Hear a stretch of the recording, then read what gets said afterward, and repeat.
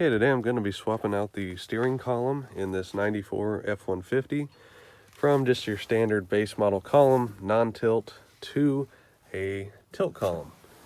We already picked that column up at the scrapyard from a donor truck. So we're going to be going through the process step by step on how to take this apart, swap over what we need to keep from this old column to the new, and basically how to install tilt column in a truck that didn't come from the factory with it.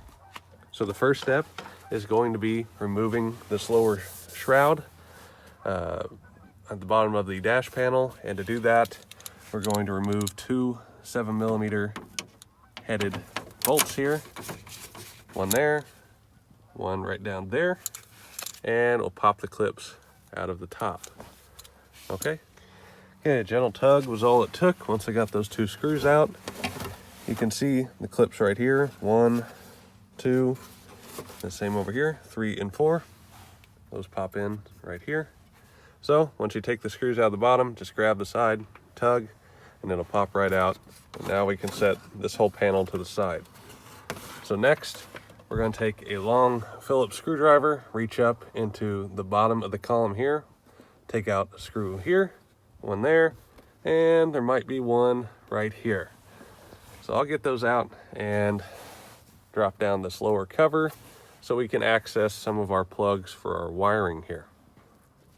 A couple seconds later, and those are out as well. You can see they're just long Phillips screws which go up through the bottom of the lower cover of the column. You can see that's where they feed through, and then they just thread in here to either the column itself or the top cover, which you can just leave there for now.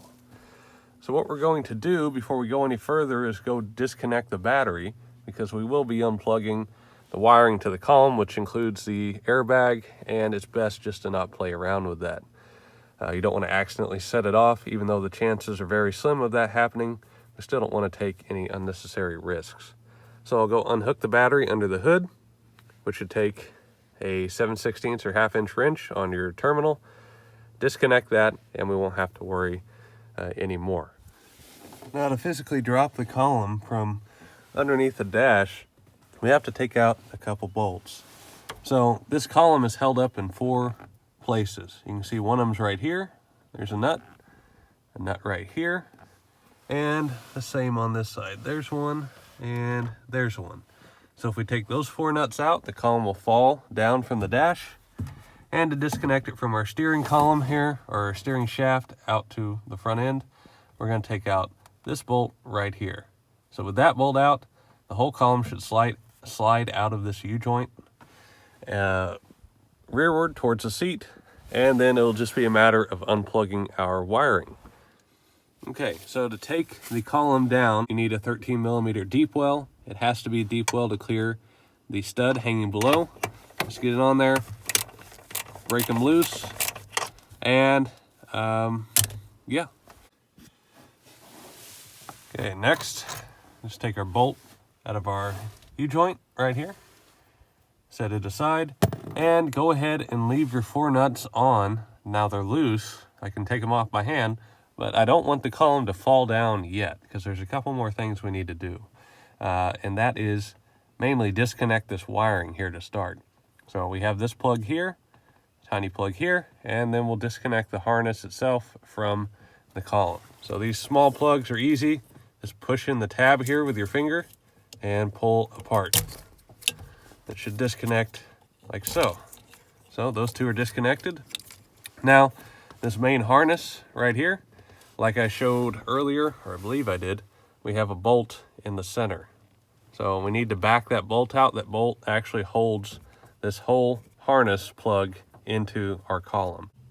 Okay, so just as with these original screws we took out for the cover, the screw in this harness right here is a 7mm. So I took my 7mm on a ratchet, put it in there, backed it off till it got loose, and reached up here and pulled away. And you can see the whole harness will come down away from the column right there. And the next step is to take off the multifunction switch here, which has your wipers, turn signals, high beams, all built into this single switch. You can't get it unplugged with it attached because this little metal boss right there for the screws for the lower column cover are right in the way of the clip. But it's really easy to take off. We just have 2 screws. One's here on the bottom where my Torx driver is in right now. And then we have one up here on top. You can see that screw right there. Okay, so all we need to do is take this Torx T20 here and take out those 2 screws. I've already got the one out of the top. Just finishing up on this one down here. Okay. Once that's out, the switch will come out to the side, and now you can access your clips to unplug it. Okay, at this point, it's safe to start dropping the column. So those 4 nuts that we didn't completely take out before, holding the column up to the dash, we'll go ahead and finish taking them off now. With all 4 nuts off, just let the column drop down and rest on the seat. And this is what you're left with.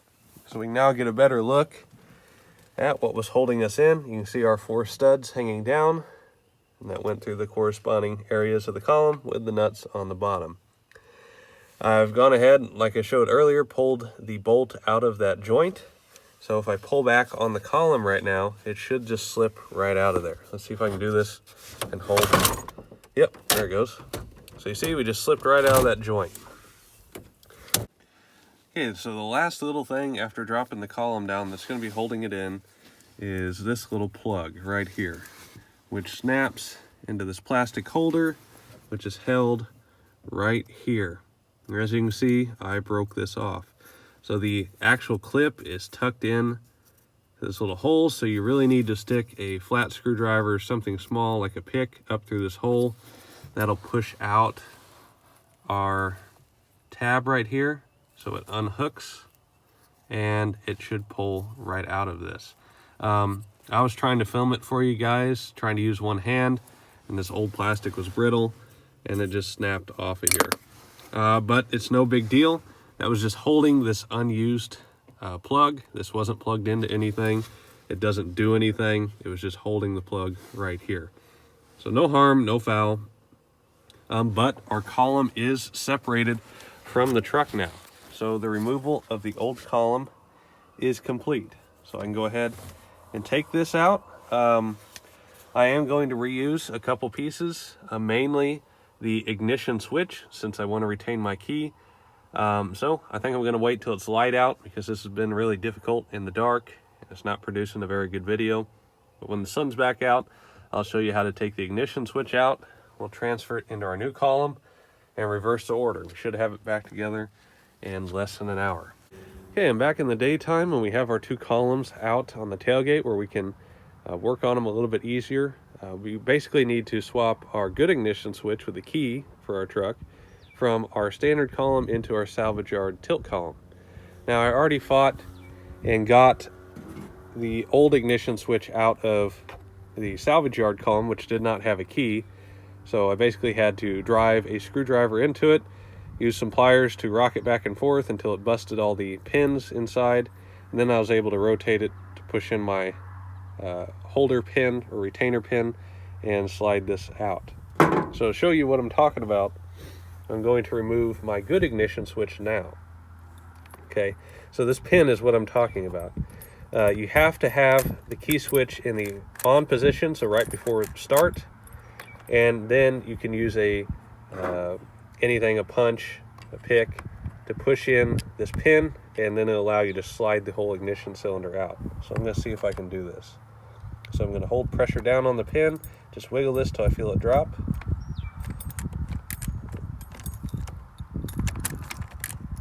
Let's see if it went in. Okay, so now you see the pin is pushed in. So I should be able to just slide this right out. Oh, caught up on my plastics.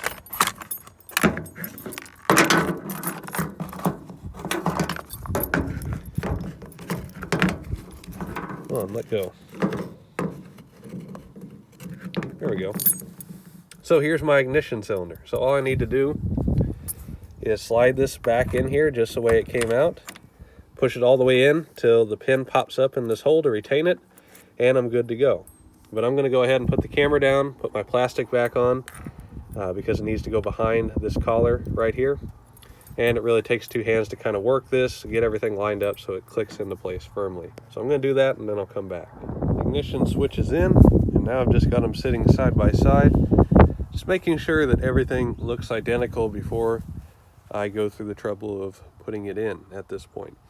This is a cruise control steering wheel on here versus our base model truck, which did not have cruise control. So I just wanted to make sure that all the wiring plugs all looked identical before I put it in there. I'll probably go through the trouble of swapping steering wheels later on, just because our original is actually a lot cleaner than this one, and why have buttons if they don't go to anything? But anyway, now what we're going to do is start putting the column back in.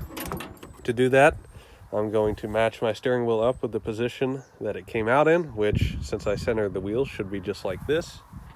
So our shaft should slide back into that U-joint. As soon as I do, I can sit the column up on the studs hanging down from under the dash and start my 4 nuts to support this in place. Once I get that done, it should all be smooth sailing from there.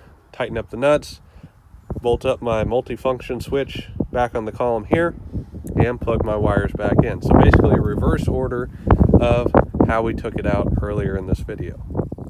Here's the finished product. Got the tilt column in. Didn't take more than 15 minutes in total to put the whole thing together. But just to show you, it works. There's a truck running. Kind of hard to do one hand, but got our tilt. Multifunction switch works.